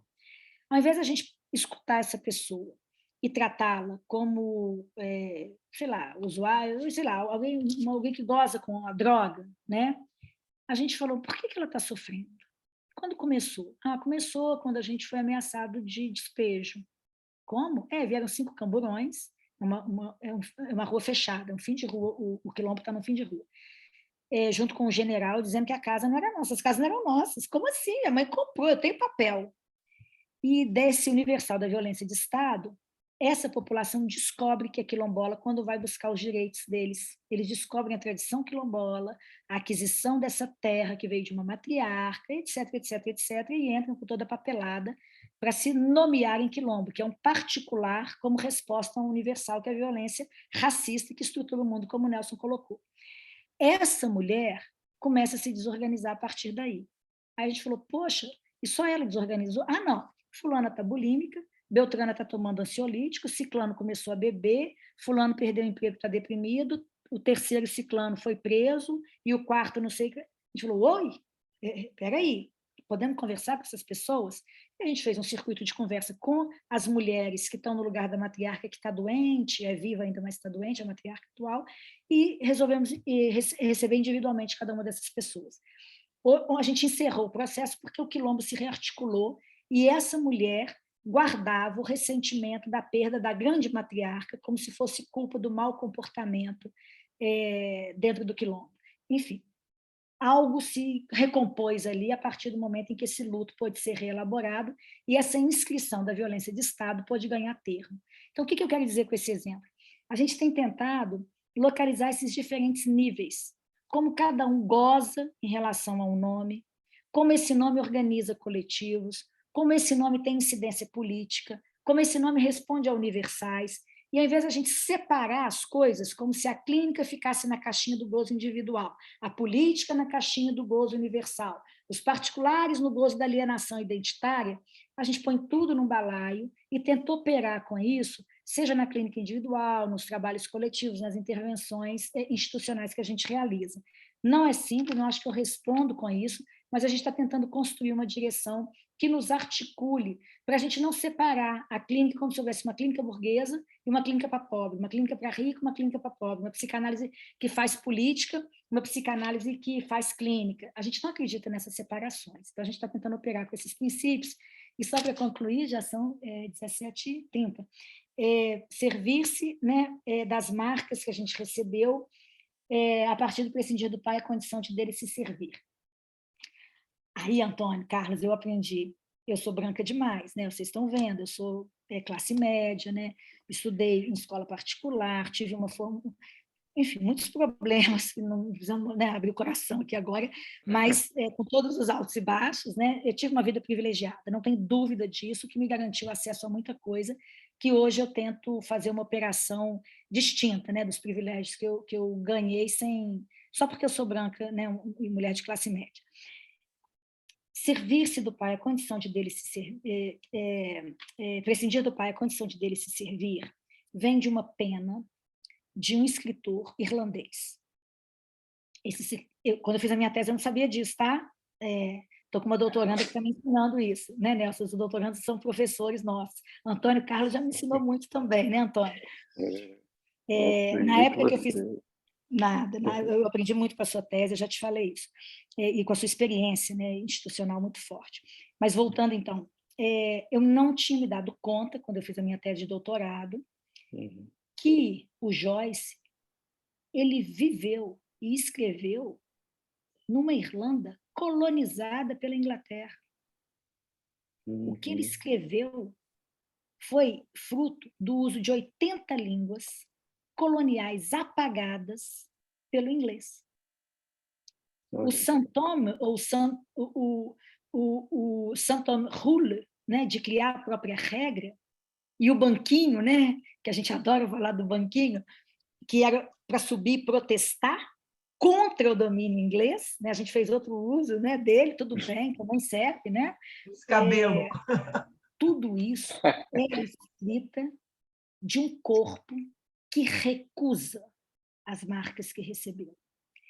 Então, o que eu pensei quando você fez essa pergunta, né, é como servir-nos das marcas que recebemos do outro. Primeiro, decidindo quais a gente vai se servir delas, quais a gente vai recusar e quais as novas que a gente está querendo colocar na roda. Porque a gente é diferente demais, né? Como eu falei no início, retomando para concluir, para operar, né? Pensando que a pluralidade do mundo pode ser reduzida ao nosso código, né? Que a experiência do pai de santo, do indígena pajé ou xamã, e da mulher esquizofrênica dos anos 50 nos Estados Unidos, que eram as donas de casa que eram esquizofrênicas lá, Psicose de Protesto, é o livro que eu indico para vocês. E já nos anos 60 eram os homens negros que lutavam pelos direitos civis, e aí eram os homens violentos. A gente não dá o mesmo nome para tudo. Eu acho que a gente tem que primeiro pensar o que nós vamos aceitar, o que nós não vamos aceitar. Isso vai dar um pouquinho de trabalho, porque nós vamos ter que começar a não descansar mais, porque aí é um cansaço, né? Porque a gente começa a ter que operar com uma descodificação, eu vou usar o termo do Nestor, do Nelson, perdão, Nelson, que o Nelson coloca do acordo semântico, né? Nós vamos ter que começar a pensar dentro do que ele propõe como pluralidade, eu perdi agora, como pluralidade, vamos chamar que ela pode ser ontológica, ela pode ser epistêmica, né? Nós vamos ter que pensar como que a gente vai conviver com toda essa diferença e com essas marcas que a gente carrega.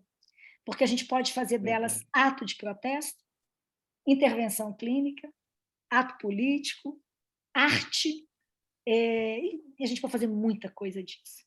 Então, eu não sei se nós vamos servir-se, e acho que até essa frase dele, então, prescindir do pai, significa bye-bye Inglaterra, chega de domínio inglês. Então, virou tudo de ponta cabeça. É engraçado, só para... quando você falou da mulher que foi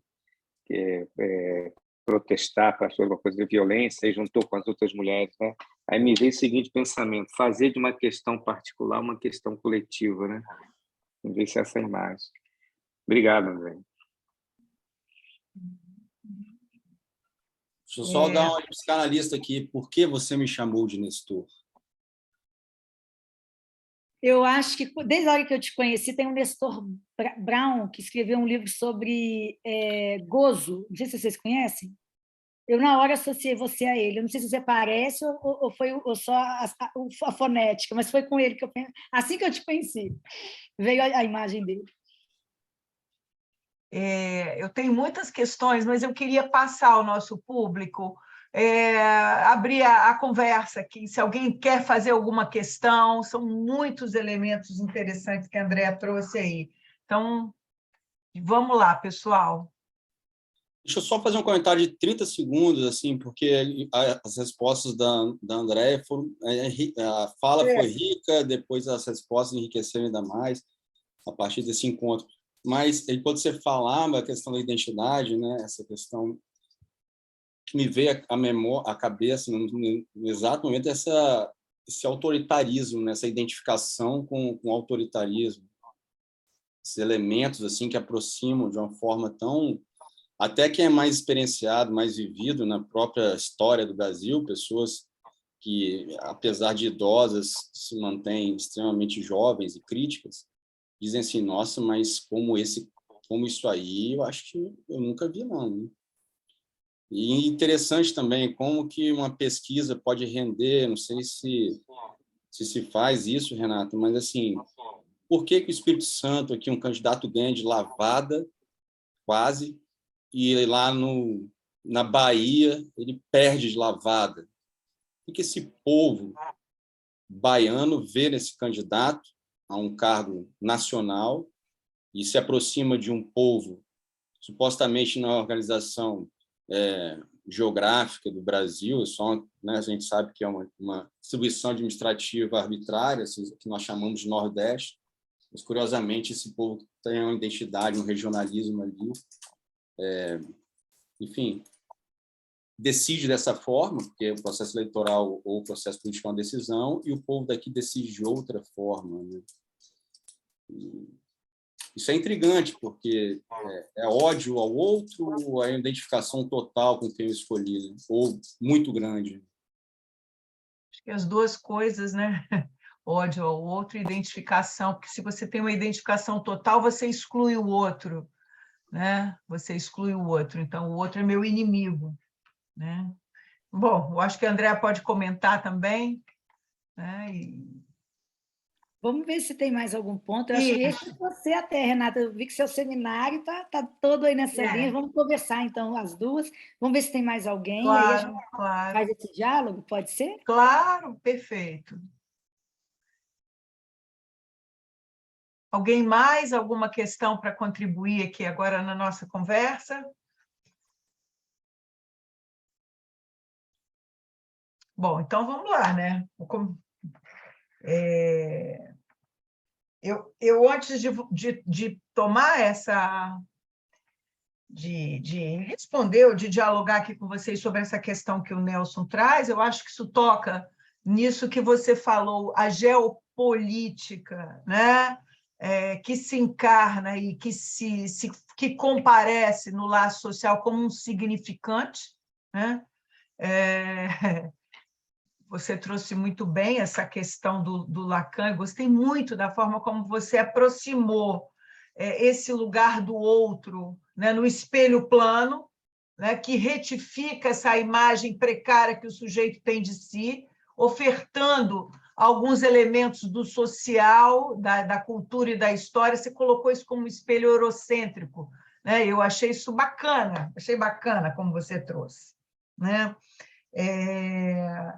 E achei, assim, recolhendo um pouco o que você trouxe, em cima daquilo que o Ailton Krenak, que é um decolonizador, nos diz: nós não somos as únicas pessoas interessantes no mundo, né? Então, assim, como introduzir, acho que a pergunta volta assim, esses elementos que escapam ao espelho plano, que retifica a imagem, que estão nas bordas do espelho, ou que a gente tende a colocar nas bordas do espelho como menor, como foracluído, como você bem disse, como incluir nessa estrutura, né? Primeiro, assim, essa questão de produzir uma fissura no espelho, sem expurgar também, porque eu acho que quando a gente expurga, a gente cai para essas políticas identitárias, que é o que a gente está vivendo hoje. Eu sou negro, eu falo, meu lugar de fala diz respeito à cor da minha pele, como pluralizar, né? Que eu acho que esse é o grande desafio. Como pluralizar, acho que você deu um exemplo bacana da Maria da Penha, quando ela vai à ONU e diz: eu sou uma mulher vítima de violência, então ela sai do particular e ganha o campo do universal, que eu acho que essa é a tarefa mais difícil, né? E a necessidade da gente produzir equivocidades nisso que já é dito, nesse sentido pré-estabelecido, como fazer essas rupturas de semblante, se a gente usar os termos de Lacan, né, de modo a introduzir uma sonoridade nova, de modo a incluir, né, esses que passaram e que continuam sendo segregados, né, incluir nessas ranhuras do espelho plano, né? Eu acho que isso também cai na questão que o Nelson trouxe. Eu penso isso que o Nelson trouxe, assim, esse campo do Sul e do Sudeste colonizado, né? Não que no Nordeste não haja, colonizado por essa lógica ultraliberal dos empreendedores de si, né, pela expansão dessas igrejas evangélicas que fomentam essa loucura de que Freud nos conta lá em Psicologia das Massas, de que tem um mito que pode nos salvar de todas as mazelas, né? Que pode ser o nosso grande líder, que ainda não colonizou, eu diria que ainda não colonizou o Nordeste, porque a gente sabe que a lógica ultraliberal ela se acomoda muito bem a qualquer cultura e vai colonizando as nossas subjetividades. Então, eu diria um ainda. Né? Então, acho que a minha questão é mais um comentário do que uma questão. Se você pudesse falar assim, que artifícios a gente pode encontrar para não cair em políticas identitárias, né? Que segregam, que vai todo mundo se colocando em bolhas e não dialogam nas pluralidades. A gente Sim, tem desculpa, só atravessar, sendo bem mal educado, assim, atravessando o samba, mas curiosamente a própria identificação com a Europa do Sul-Sudeste, né, e a identificação com a Europa do Nordeste, a presença do negro no Sul-Sudeste, a presença do negro no Nordeste. Então, assim, esses aspectos históricos, culturais, e que a antropologia também estuda, né, e nos ajuda a entender, né, se a gente... Não é por acaso que uma moça de Goiás, advogada, vem e chama os nordestinos de lixo, né? Um vídeo que viralizou aí. E a gente sabe que isso não é um caso, não é uma patologia isolada. O quanto que esse vídeo representa aquela festa, aquele brinde, aquela frase, né? O quanto isso tá se institucionalizando no Brasil, no gerúndio mesmo, né? Não foi, não é, não será. Ele está já há um tempo e parece que houve uma aceleração, né? Um dispositivo catalisador, né? Que aí a complexidade é ampla, é grande, a gente... Perfeito. Bem lembrado, Nelson. Vamos lá, Andréia. Sim, a gente tem mais 10 minutinhos, né, que você falou. Então, eu acho que se a gente entende que, com Quirrano, que a base da modernidade, ou o avesso dela, né, oculto, como o Dussel coloca, é a colonialidade, e que a base da colonialidade é o racismo, porque é ele, né, o texto do Nelson trouxe isso, né, que hierarquiza corpos, saberes e distribui poderes. Entender o racismo é um ponto de partida. O racismo, ele é fruto do ódio ao meu próprio gozo. É o que é insuportável em mim. E todo mundo tem o seu insuportável. Essa conta vai para todos, não tem saída. Essa conta que eu não quero pagar, se eu não vou me haver com a responsabilidade por esse estranho que me habita, por esse gozo, essa coisa disjunta de mim mesma, eu vou pôr para fora e vou localizar fora.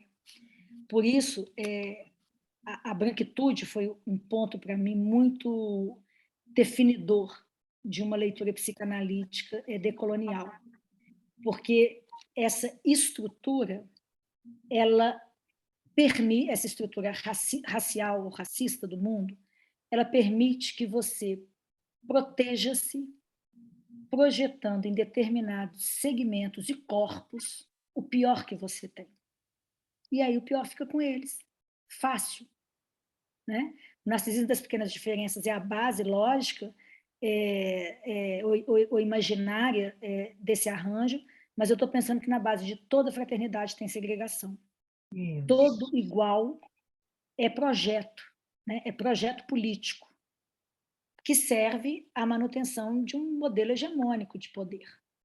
Então, a gente internamente, a gente é movido por uma engrenagem que desde dentro faz a gente operar a favor, às vezes, do que a gente nem deseja e nem acredita e nem quer para o mundo. Então, o modelo de alienação, que a psicanálise ajuda a gente a entender, né, que a gente ficar alienado a esses significantes mestres, né, para tentar dar conta desse ponto que escapa a nós todos, ele produz um arranjo discursivo que permite que o meu pior fique na conta do outro, que é o pior que cada civilização vai dar. O latino nos Estados Unidos, o apátrida, o imigrante na Europa, o negro no Brasil, né? Essa variação geopolítica é efeito, né, discursivo. Então, cada contexto vai ter o seu outro, né, depósito do nosso pior.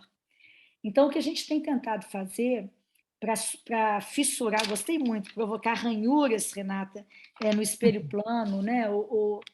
Eu gosto, às vezes, de quebrar e pegar o estilhaço, né? Mas como eu não sou muito violenta, eu tenho muita dificuldade depois. Se quebra, o que eu faço com esse estilhaço? Porque eu não vou machucar ninguém, mas eu acho até que há quem machuque não está exatamente destituído de razão, né? Ou de motivação, sei lá. Mas eu gostei da ideia da ranhura, né? Que é assim, como dentro de um pacto civilizatório, né? Ou seja, dentro de um regime que permita a convivência plural, a gente arranhar ou pacificar, né? Não deixar que esse espelho, né, seja tão hegemônico e poderoso assim. Várias iniciativas eu tenho testemunhado, não exatamente todas aqui no meu núcleo, não, mas vou falar delas. Experiências de clínicas de borda do Brasil inteiro. Um trans é assassinado numa praça em Fortaleza, ali os psicanalistas começaram a atender a população trans e a população de rua.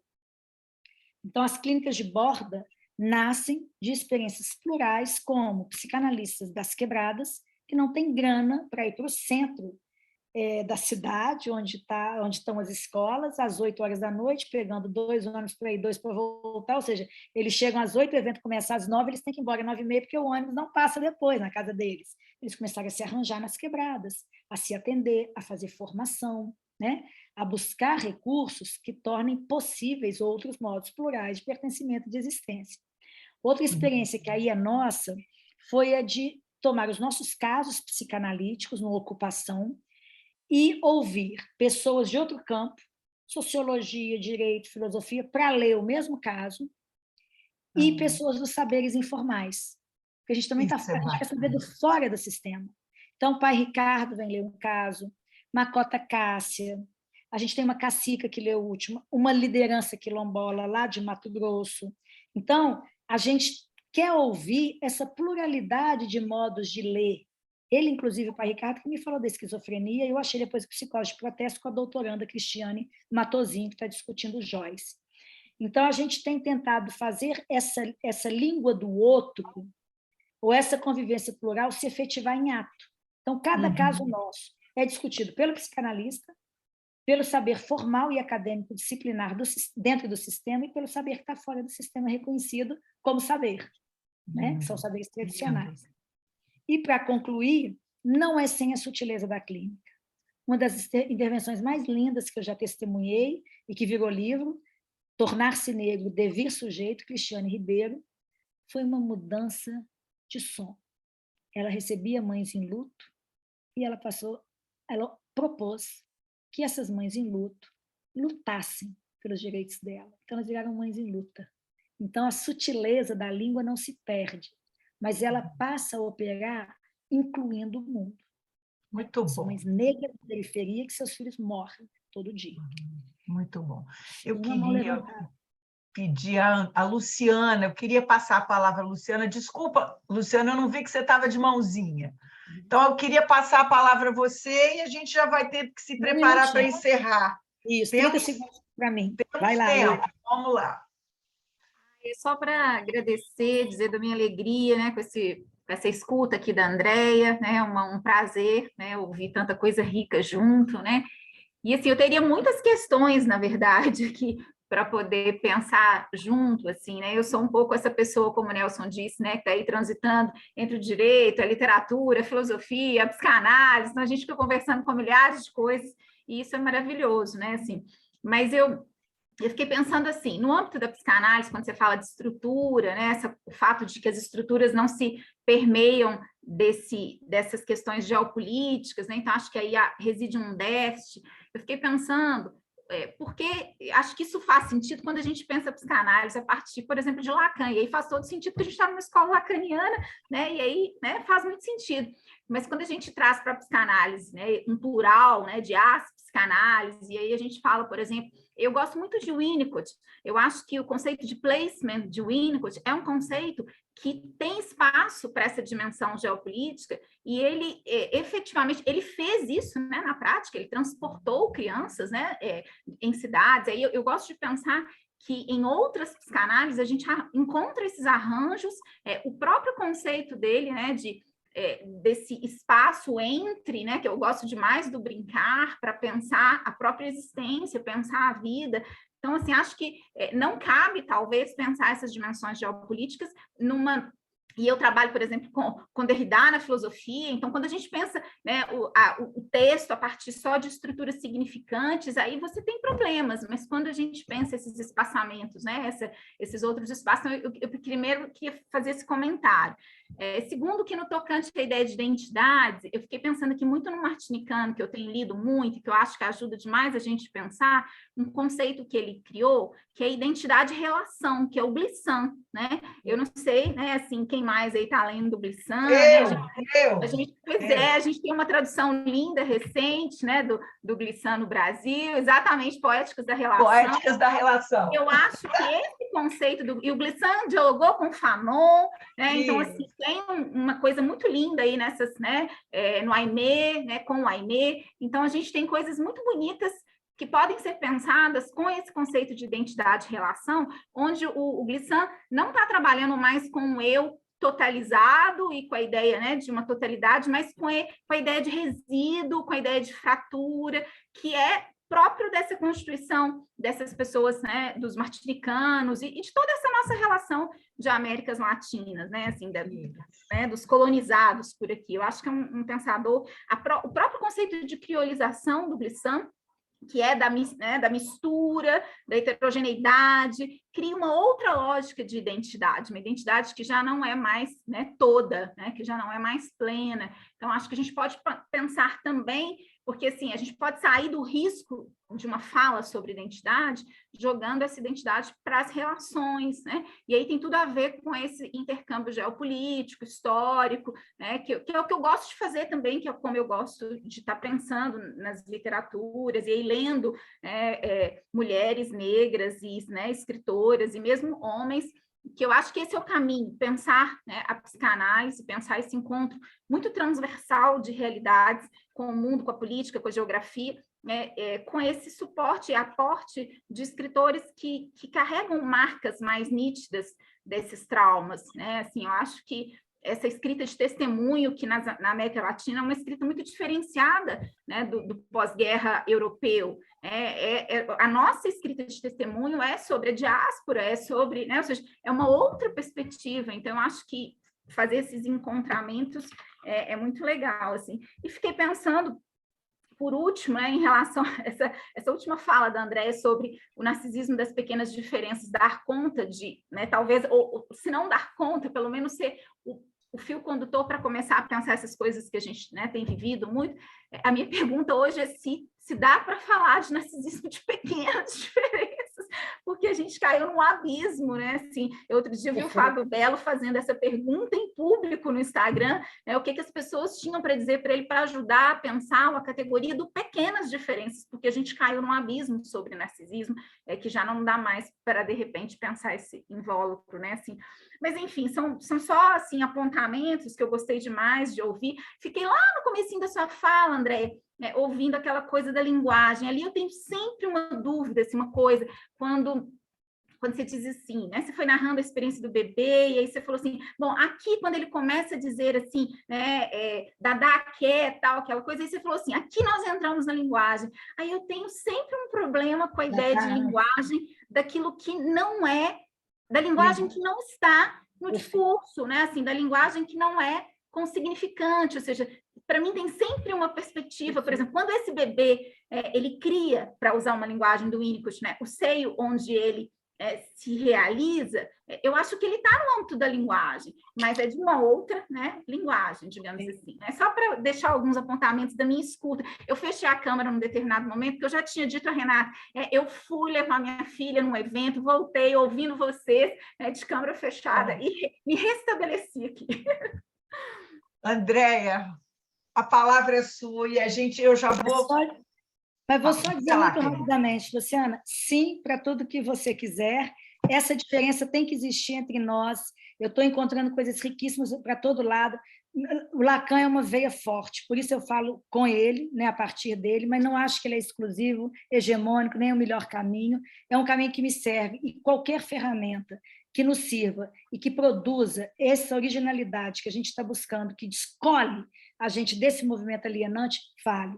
Então, é só isso que eu queria dizer. Muito obrigada. Acho que eu diria tudo, sim, eu brinquei, mas realmente, eu reduzi um pouquinho a hora que Renata pediu para eu colocar a questão, eu fiz uma redução, e aí é grosseira em aspectos, aos Thorsten Beyerno, que eu ia discutir. Enfim, não precisa justificar. Quero dizer assim, sim, vamos para a nossa diferença interna e ver o que nos serve nesse movimento de mudar a lente do mundo. Então, é só sim para tudo que você trouxe. Eu adoraria continuar a conversa, se tivesse aí, né, Renata? Nós vamos sair para tomar um chopp, ou ir para o Papaguchi, é isso? Que é o que nós vamos fazer depois. Obrigada, obrigada, obrigada, mil vezes obrigada. Bom, eu quero, assim, vamos com calma, eu quero agradecer muito as contribuições da Andréia, riquíssimas, a gente tem muitos elementos para discutir. Agradeço a presença de todos, ao Nelson, tá? E ao Antônio Carlos pelas questões. Muito obrigada. E, Luciana, depois a gente conversa sobre essa questão do significante, porque o Lacan vai além, né? Ele não fica no campo do significante, ele abre a estrutura, ele vai para o real. Bom, um beijo, minha gente. Eu sinto muito, obrigado, porque nós temos uma atividade agora às 18 horas.